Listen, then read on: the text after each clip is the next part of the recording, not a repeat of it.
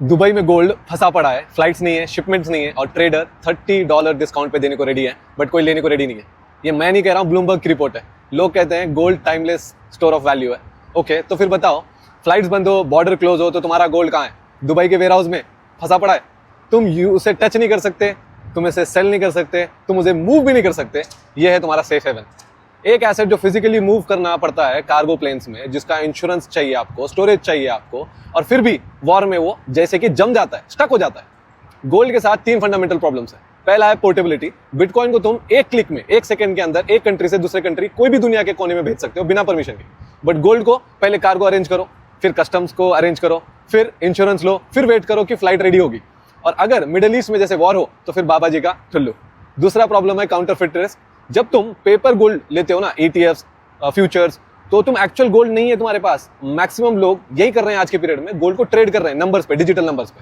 अब ये क्या होता है? ये एक प्रॉमिस है, किसी बैंक का प्रॉमिस है या किसी एक्सचेंज का प्रॉमिस है, और वो प्रॉमिस टूट सकता है। हिस्ट्री उठा के देख लो कितने बार ये टूट चुका है, कि उनके पास फिजिकल गोल्ड है भी कि नहीं है।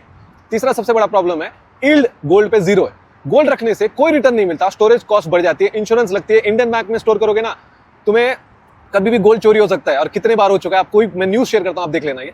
और अगर आपका गोल्ड कोई कहीं भी बैंक से चोरी हो जाता है, मान लो आपका 2 करोड़ का गोल्ड है, बट उसके ऊपर आप सिर्फ 2000 रुपए का रेंटल दे रहे हो, तो RBI बोलता है 2000 into 100, उतना ही आपको उसका कंपनसेशन मिलेगा, मतलब 2 लाख रुपए। That's it, simple. क्या तुम्हारे घर पे जो गोल्ड है, अब मैं आपको पूछता हूं, क्या वो असली है? और असली है तो क्यों है? क्योंकि ज्वेलर ने बोला आपको। तो गोल्ड को वेरीफाई करना है कि वो असली है, नकली है, नॉर्मल पब्लिक के लिए सबसे बड़ा प्रॉब्लम है। ये भी एक सबसे बड़ी प्रॉब्लम है गोल्ड की।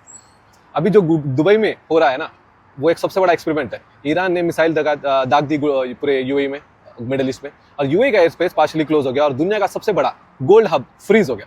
$100 बिलियन का गोल्ड पैरालाइज हो चुका है एक वॉर से। और इंडियन रिफाइनर्स बोल रहे हैं कि लॉजिस्टिक कॉस्ट 60 to 70% बढ़ गया है। बायर्स बाय करके गोल्ड होल्ड कर रहे हैं, अब वो बिक नहीं रहा। और गोल्ड के सबसे बिजनेस में, गोल्ड के धंधे में ना, क्रेडिट चलता है।